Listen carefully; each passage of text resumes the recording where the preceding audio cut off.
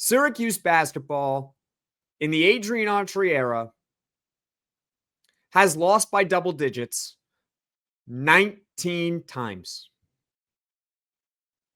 19 times. It has been less than 3 years of Adrian Autry. His team has lost by double digits 19 times. There are plenty of moments in Syracuse history where they wouldn't lose a combined 19 times in a 3-year period.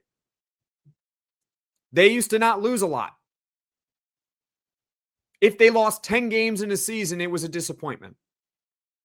Instead, the new standard is losing by double digits and being non-competitive against quality competition. And look, I want to preface all this. I am rooting for Adrian Autry. I want this team to win basketball games. And so if he is the head coach of the team, I want him to succeed. I want the team to succeed. I want them to make the tournament, go far, and one day win a national championship again. I'm rooting for him. But I said it last year, and I'm saying it again now. Do you really believe in Adrian Autry? Do you believe that Adrian Autry is the next head coach of Syracuse basketball that's going to take this team to the Final Four? Because as I said last year, after the Tennessee game, you can go check back at it. I said, I don't think so. I don't think he's the guy.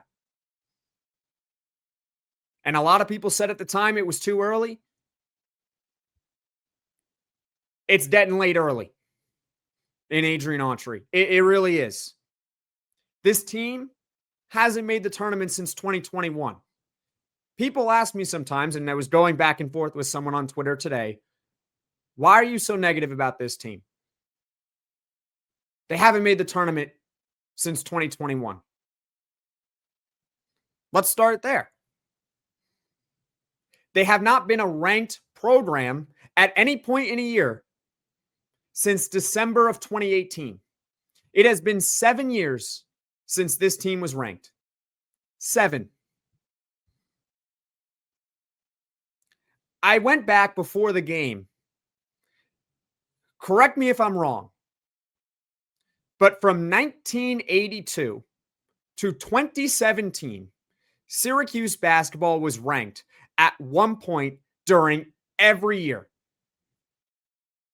And if my math is correct, I'm going to do it right now. 2017 minus 1982, that's 35 seasons in a row that this team at one point in the season was ranked. Don't you miss the days when you would watch Syracuse and you would see on the bottom ticker that Syracuse would have a little number next to its name indicating that they were a top 25 program in the nation? Don't you miss that? Don't you miss being able to go into these tournaments, go into these games, and legitimately expect to win? Don't you miss it? I think about all the other programs in this Vegas Players Era Challenge. Houston goes into this tournament. They expected to win the tournament. Same with Tennessee, same with Alabama, same with Gonzaga, same with Iowa State, which got royally screwed, by the way, with how dumb this tournament setup was. And everyone who had a say in how this tournament was supposed to be played should be fired. Every one of them, by the way. Especially when you have millions of dollars on the line in bonus money, depending on how your team does. And you have Iowa State who goes 2-0 and can't even play for third place. Moving forward, if they're going to continue doing this tournament, my opinion on how you should run it is you should incentivize the teams with bonus money based on actual performance. You don't need a true champion because, let's be honest, nobody had any clue how these two teams were matched up. It's like they abandoned their own rules late last night, and that's how this game came about to be. But honestly, it doesn't really matter for Syracuse basketball because what difference does it make if they played one of the lesser competition in this game? Maybe they would have won, sure, but it wouldn't have been a resume boosting win. This was actually an advantage for Syracuse that they got another opportunity at a quad one win, and they lost by 31 points.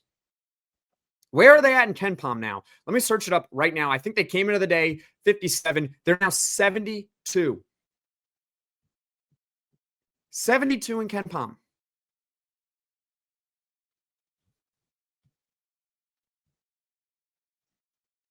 Once again, there's no Donnie Freeman excuse. Iowa State was missing their best player. Kansas was missing their best player. And without Donnie Freeman, this team was competitive. This team went to overtime against Houston, which, as I said earlier, it looks like an outlier. So, folks, do you still believe in Adrian Autry? Or are you just waiting for this era to be over with? Comment your thoughts right now in the comments section below. I'll repeat myself one more time. I am rooting for Adrian Autry because I want this team to win. But I don't think they're going to win anything substantial as long as he is the head coach. This is year 3 of this nonsense. Year 3. He got to bring back 99% of his coaching staff after the worst Syracuse season since before the moon landing. Someone actually corrected me. I was wrong. Syracuse did make a coaching change. It was like the strength and conditioning coach. He got to bring back all of his coaches. He got to have new players. He had a general manager help him with roster construction this year. It's not working. When is it going to work? When is it going to change with this program? Or are they going to continue to make excuses, keep their head in the sand, and keep losing games?